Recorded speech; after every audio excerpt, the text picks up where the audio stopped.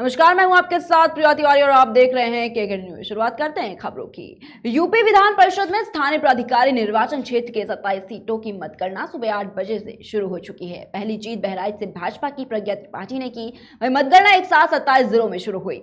UP Vidhan Parishad के चुनाव के 95 प्रत्याशियों के भाग्य का फैसला आज दोपहर तक हो जाएगा। वहीं प्रदेश में विधान परिषद की 27 सीटों के लिए बीते शनिवार को मतदान हुआ था। यूपी में कुल 36 एमएलसी सीटें हैं, लेकिन 9 सीटों पर भाजपा ने निर्विरोध जीत दर्ज की।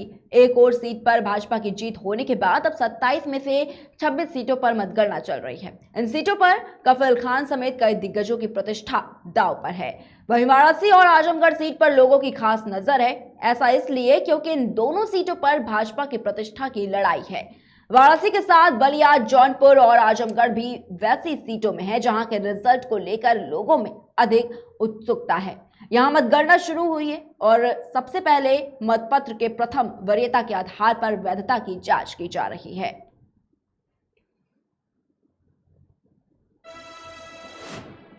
उत्तर प्रदेश के कैराना से समाजवादी पार्टी के विधायक नाहिद हसन पर यूपी सरकार ने बड़ी कार्रवाई की है। सपा विधायक के राइस मिल के संपत्ति को कुर्क कर लिया गया है। प्रशासन की ओर से नाहिद हसन पर संपत्ति कुर्क किए जाने के मामले में ये पहली बड़ी कार्रवाई है। इसके साथ ही राइस सेलर पर कुर्की के आदेश चस्पा किए गए। ऐसा कहा जा रहा है कि सपा विधायक नाहिद हसन के सम्राट राइस सेलर पर कृषि उत्पादन मंडी समिति के लाखों रुपए बकाया है और इसी को लेकर उत्तर प्रदेश सरकार ने उनको लेकर सख्ती दिखाते हुए कार्रवाई की और इसी के चलते प्रशासन ने सेलर की 6 बीघा भूमि को कुर्क कर लिया। एसडीएम संदीप कुमार के निर्देश पर तहसीलदार प्रियंका जायसवाल, पुलिस प्रशासन और राजस्व विभाग की टीम के साथ पुराना बाईपास स्थित विधायक नाहिद हसन के पुराने सम्राट राइस सेलर पर पहुंची और नोटिस चस्पा कर 6 बीघा भूमि को कुर्क कर लिया है। उत्तर प्रदेश में योगी सरकार पार्ट 2 गठन के बाद अब ब्यूरोक्रेसी में बड़े बदलाव होने जा रहे हैं। सूबे में 12 अप्रैल को जैसे ही विधान परिषद चुनाव की आचार संहिता खत्म होगी, वैसे ही जिलों से लेकर पंचम तल यानी कि मुख्यमंत्री कार्यालय तक बड़ा प्रशासनिक फेरबदल देखा जा सकेगा।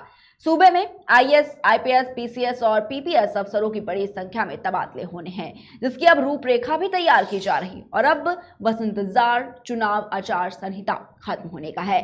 कहा जा रहा है कि योगी सरकार के निशाने पर पहली फहरिस्त में वो अधिकारी है विधानसभा चुनाव के पहले सूबे के जिन अधिकारियों की निष्ठा बदली थी और ऐसे अधिकारी चिन्हित हैं और उनकी रिपोर्ट भी योगी सरकार के पास है। हालांकि कई अधिकारी दोबारा से अपनी निष्ठा साबित करने में जुटे हैं, लेकिन डीएम और एसपी को निलंबित कर योगी सरकार पहले ही अपनी मंशा साफ कर चुकी है कि वह निष्ठा बदलने वाले अधिकारियों को किसी भी सूरत में बख्शने नहीं वाली है। और दिल्ली के जवाहरलाल नेहरू विश्वविद्यालय में भड़की हिंसा देश भर में चर्चा में है और इस मौके पर केंद्रीय मंत्री रामदास आठवले का बयान भी सामने आया। उन्होंने कहा कि जेएनयू में जो कुछ भी हुआ वह सही नहीं था और नहीं होना चाहिए था। रामनवमी हिंदुओं के लिए एक पवित्र त्योहार है और अगर कोई नॉनवेज नहीं खाने का स्टैंड लेता है तो ये गलत नहीं है।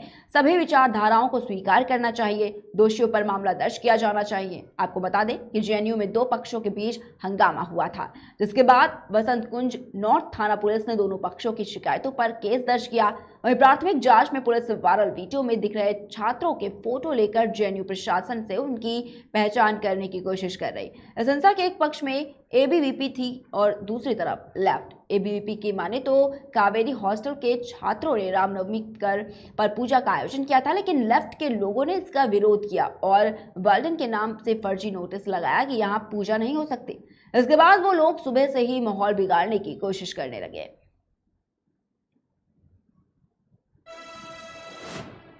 वहीं नोएडा एक्सटेंशन में लाउड स्पीकर बंद कराने गए पत्रकार पर जानलेवा हमले के मामले में पुलिस ने कार्रवाई शुरू कर दी है। नोएडा के पुलिस कमिश्नर ने बकायदा ट्वीट कर इस मामले में संज्ञान लिया। उन्होंने कहा कि लाउड स्पीकर विवाद में दोनों पक्षों से शिकायत मिली है और पुलिस जांच कर उचित कदम उठा रही। नोएडा के आयुक्त ने कहा कि सूचना मिलने पर मौके पर पहुंचकर लाउड स्पीकर की आवाज को धीमी करवाया जाएगा। और इसके बाद पीड़ित पत्रकार की ओर से शिकायत मिली कि उनको जान से मारने की धमकी मिली थी, उनके साथ अभद्रता की गई। इसको लेकर पुलिस ने वीडियो फुटेज की जांच भी की, लेकिन उससे स्थिति स्पष्ट नहीं हुई। इस कारण आयोजकों और अन्य लोगों से पूछताछ भी की जा रही है। वहीं पेट्रोल डीजल के दामों में बेतहाशा वृद्धि ने वैसे ही आम पब्लिक का तेल निकाल रखा है। वहीं अब नींबू की आसमान छूती कीमत लोगों के पसीने छुड़ा रही। बीते कुछ दिनों से नींबू के भाव में जबरदस्त बढ़ोतरी देखने को मिली। जो नींबू कुछ दिन पहले तक 100 रुपए किलो बिक रहा था, वहीं आज उसकी कीमत लगभग 2.5 से 3 गुना ज्यादा हो गई। बाराबंकी में तो एक नग नींबू 15 रुपए तक बिक रहा है। ऐसे में यहाँ नींबू बेचने वाले दुकानदार अब डंडा लेकर अपने माल की सुरक्षा कर रहे हैं। वहीं भीषण गर्मी में नींबू के दाम में हुई बढ़ोतरी से परेशान लोगों ने नींबू खरीदना ही बंद कर दिया। दुकानदारों का कहना है कि लोग सब्जी खरीदने आते हैं और कभी कभी कम पैसे या मोल तोल करके जबरन नींबू उठाने लगते हैं, जबकि इस समय नींबू के दाम आसमान छू रहे हैं। वहीं कांग्रेस विधायक प्रीतम सिंह पर लग रहे गुटबाजी के आरोप से आहत विधायक ने एक बड़ा बयान दिया है। उन्होंने कहा है कि अगर विधानसभा में पार्टी गुटबाजी के कारण हारी है तो केंद्र नेतृत्व जांच कराए। उन्होंने कहा कि जांच में अगर दोषी पाया जाता हूं तो मुझे विधायक पद से इस्तीफा दे देना चाहिए। चकराता की जनता ने मुझे चुनकर भेजा है, मैं उनके विधायक के रूप में काम कर रहा हूं। बताना चाहेंगे आपको कि सोमवार को कांग्रेस के कद्दावर नेता और विधायक प्रीतम सिंह ने यह बयान दिया। इससे पहले वह सीएम पुष्कर सिंह धामी से मिले थे। इस मुलाकात के बारे में प्रीतम और मुख्यमंत्री दोनों के करीबी लोगों का यह कहना है कि चर्चा राज्य के विकास और बेहतरी को लेकर हुई, लेकिन मुलाकात जिस हालात में हुई उसको लेकर सियासी पंडितों का यह मानना है कि पार्टी में अपनी रुसवाई से क्षुब्ध प्रीतम अपनों और के लिए सियासी विकल्प की तलाश कर रहे हैं। और यूपी बोर्ड में इंटर की अंग्रेजी विषय की निरस्त परीक्षा अब पुनः 13 अप्रैल को होगी। ये परीक्षा पहली पाली में सुबह 8 बजे निर्धारित परीक्षा केंद्रों पर होगी। 30 मार्च को पेपर लीक होने के चलते अंग्रेजी विषय की परीक्षा निरस्त कर दी गई। परीक्षा निरस्त होने से परीक्षा केंद्र पर पहुंचे परीक्षार्थियों को काफी मायूसी हुई थी। राजकीय नौरंगी लाल इंटर कॉलेज के गेट पर परीक्षार्थियों ने हंगामा भी किया, बोर्ड के खिलाफ नारेबाजी भी की थी। वहीं डॉक्टर धर्मेंद्र शर्मा ने बताया है कि 13 अप्रैल को 30 मार्च की दूसरी पाली में निरस्त अंग्रेजी विषय की परीक्षा होगी। उन्होंने कहा कि परीक्षा शुरू होने से पहले परीक्षा केंद्रों पर औसत उम्र से ज्यादा दिखने वाले पर परीक्षार्थियों के अभिलेखों का सत्यापन भी किया जाएगा। रुक करेंगे अगली खबर की ओर। उत्तराखंड की राजनीति क्षेत्रीय और जातीय समीकरण पर आधारित रही, लेकिन इस बार कांग्रेस ने एक बड़ा दाव खेलते हुए इस परंपरा को तोड़ा है।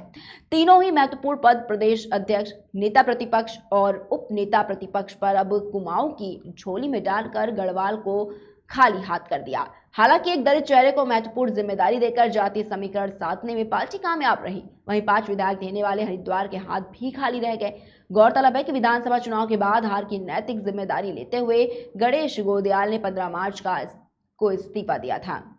वहीं 5वीं विधानसभा का पहला सत्र शुरू होने पर भी कांग्रेस नेता प्रतिपक्ष का चुनाव नहीं कर पाई। जैसा कि अनुमान लगाया जा रहा था कि पार्टी इस बार नई नियुक्तियों में चौंकाने वाले नाम सामने ला सकती है, वैसे ही नाम सामने आए।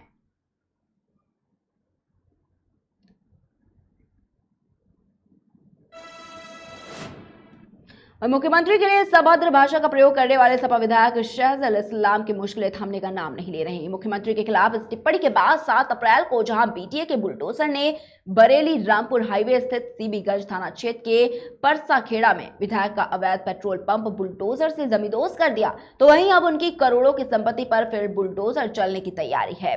बरेली विकास प्राधिकरण ने विधायक की अब करोड़ों की संपत्ति, जिसमें 2 दर्जन दुकान, बारात घर, ईटा भट्टा को चिन्हित किया गया और अवैध घोषित कर नोटिस भी जारी किया।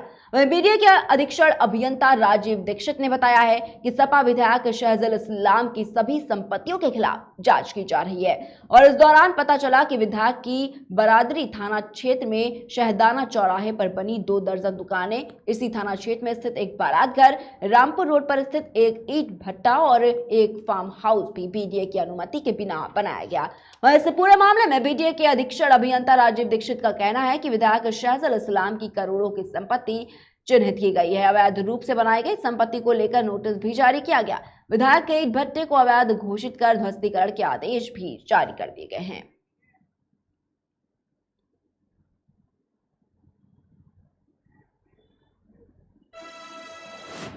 इस बीच इस वक्त की बड़ी खबर सामने आ रही है, जहां पर लखनऊ में उद्योग व्यापार मंडल का शपथ ग्रहण होगा। सितंबर 2021 में उद्योग व्यापार मंडल का चुनाव हुआ था, पर विधानसभा चुनाव की वजह से शपथ ग्रहण में देरी हुई। बताना चाहेंगे कि 13 अप्रैल को शपथ ग्रहण समारोह होगा और मुख्य अतिथि के रूप में उप मुख्यमंत्री मौजूद रहेंगे। तो बड़ी खबर लगातार इस वक्त की बता रहे हैं, जहां पर 13 अप्रैल को शपथ ग्रहण समारोह का आयोजन जो है वो किया गया है। उद्योग व्यापार मंडल का शपथ ग्रहण कार्यक्रम होगा। वहीं सितंबर 2021 में उद्योग व्यापार मंडल का चुनाव हुआ था और विधानसभा चुनाव की वजह से ही शपथ ग्रहण समारोह में देरी हुई थी। हालांकि 13 अप्रैल को अब शपथ ग्रहण समारोह होगा और इस समारोह में मुख्य अतिथि के रूप में उप मुख्यमंत्री मौजूद रहेंगे।